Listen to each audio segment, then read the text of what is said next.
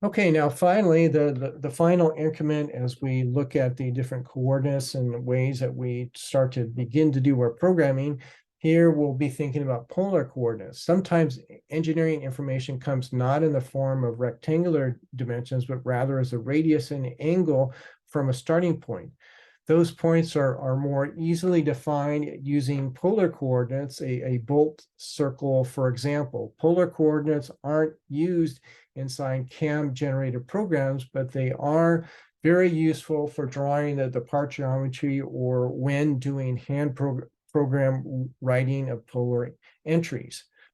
So a trade tip, using polar coordinates often saves a trigonometry step during the drawing or handwriting program. So here you can be seeing some programming tools that may be of use.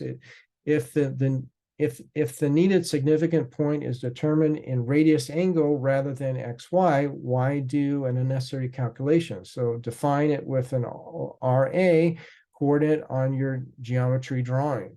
So that's what they're recommending. So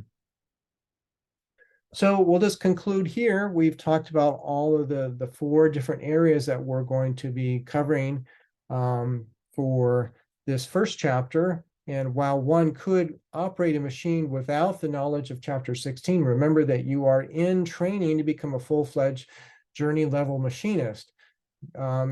In the engineering area that you guys are focusing, you could do that, and you could actually be going above that because we're going to be able to program, but that's one of the areas that they're trying to focus on in competency for the textbook. So the goal is to be a manager of your CNC machine more than an operator. That requires complete oversight, including CNC motions and how axis drives work, which is coming up in our next chapter.